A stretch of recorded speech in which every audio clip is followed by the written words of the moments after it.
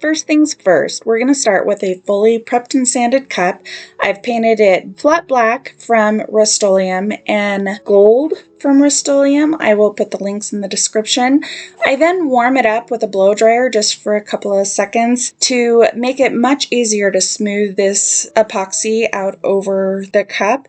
And I am just using a super small amount. I've mixed up 5 milliliters, but I think I use like 2 to 3 here on this 30-ounce cup. And I just smooth it out, making sure I get it all over and that it's very, very even. There's no like pooling or puddling or anything like that. And then I take my hand, and I learned this trick from watching Brittany Barnes Boutique. If you guys haven't seen her channel yet, definitely check her out. But I just kind of pat all over the cup. I used to try to get it to where there was no lines, and this ensures that it's all kind of rough. I mean, it's going under glitter anyway. Nobody's going to see this part. I just found it super genius. I wanted to share it with you guys.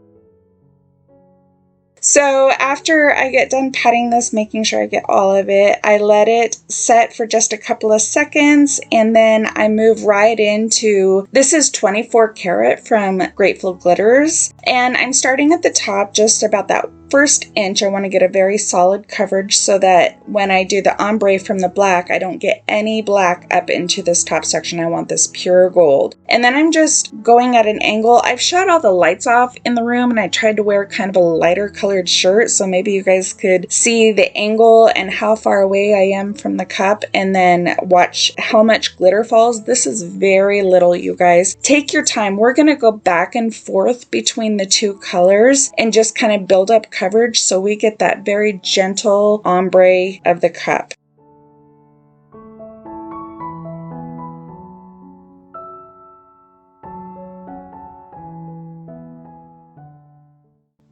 After I get each color done, I go ahead and tap off with my scissors, making sure I get all the excess or anything like that off. And then same thing with the black on the other side. I am the entire bottom and that first 1 inch of that bottom rim on the side of the cup. I am making sure I get full coverage, and then tipping up at an angle, I'm just ever so slightly letting this glitter kind of cascade down this cup towards the gold. We're not looking for a full coverage here. We're just kind of figuring out where we're going to wind up meeting in the middle here.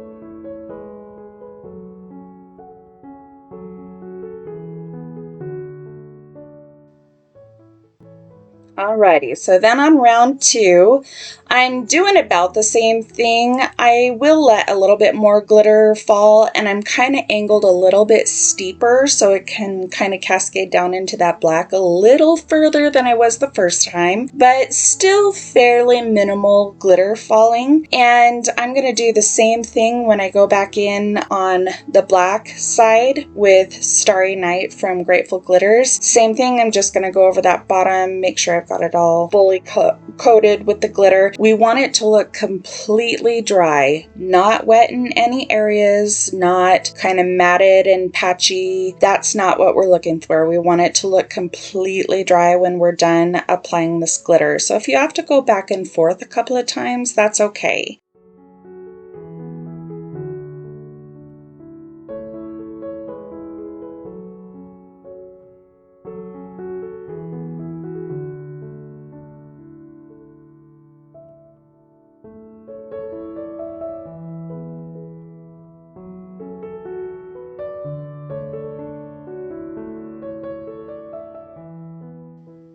And on this round, I am not being careful whatsoever. I just kind of open it up and let her fly.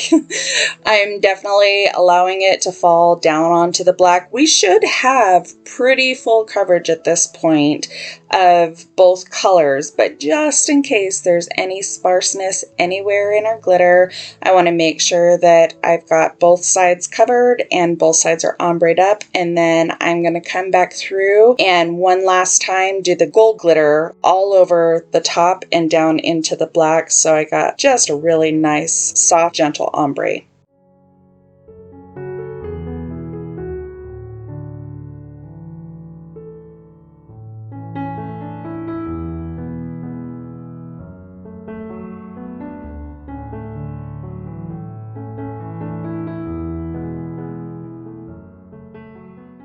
I'm then going to let that underlying epoxy cure for 30 minutes. I am using Fast Set epoxy from Artistry Epoxy.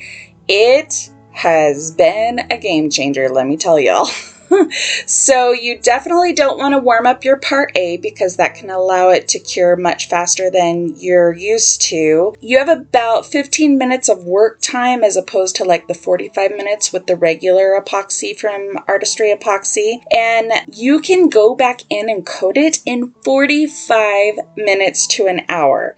Seriously, you guys, I don't know why I was sleeping on this because this is magical. So I just mixed up 30 milliliters. I wound up using about 25, and then I let this cure for about an hour and went right back in with a second coat, let it spin for 3 hours, I think, and then I moved on to sanding. And I'm just downstairs in my basement with my palm sander going across the rim at about a 45-degree angle. I'm trying to expose a thin line of stainless steel so we get a very good seal with our final coat of epoxy.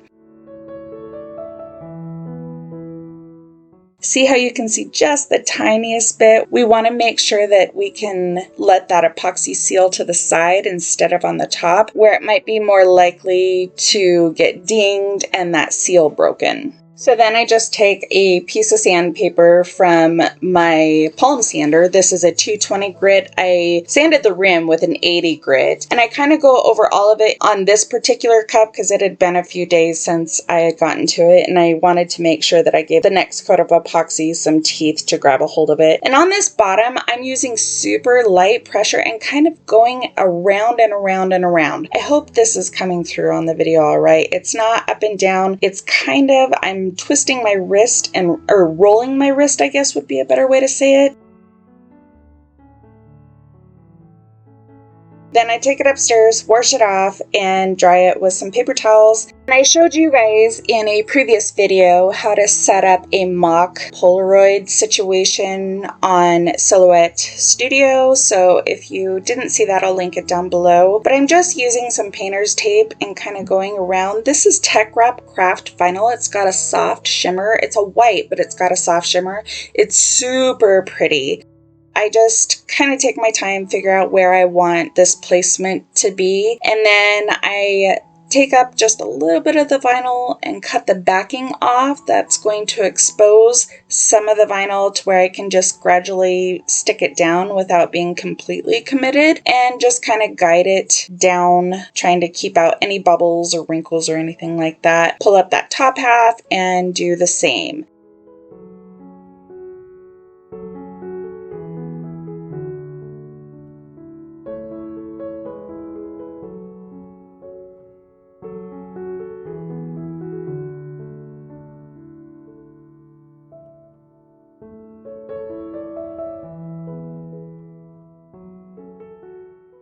The next one I actually came in from the side, which I found to be a little easier for this kind of a curve.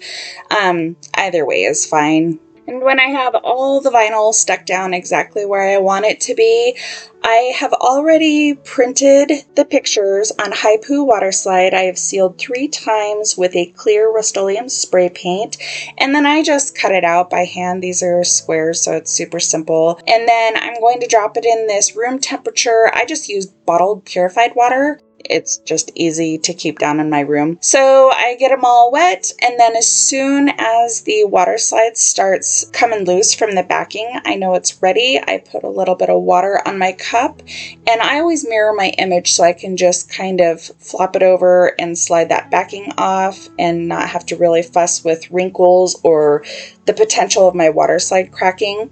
So I position it where I want to, and then use this squeegee paintbrush brush to squeegee out all of the water, any bubbles, and make sure it's good and tight to that white vinyl underneath of it.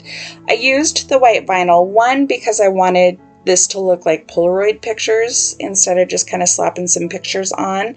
And two, I'm using clear WATERSLIDE paper, so it allows all of those pictures to really pop on top of the white. That's a really good thing to do for any kind of image that you're printing on a clear WATERSLIDE. I then seal my WATERSLIDE and vinyl with a gloss polyacrylic to get it ready for the artistry epoxy. I do this because it allows it not to repel the epoxy. That's where some of your fish eyes and things like that, sometimes vinyl and things like that can kind of curl when it's curing if you don't seal it in. Alternately, you could spray this with the same clear spray paint that you use to seal your WATERSLIDEs. And then I just go in with 2 final coats of the Artistry Fast Set. You guys, this was so simple. It took me literally like 3 days tops to get this cup done. And look at the results. That holographic glitter is beautiful from Grateful Glitters, but I just love how it all came together. So I will leave all the links to the products I used in this video down in the description. And if you guys could like and subscribe, I would really appreciate it. And I'll see you in the next one.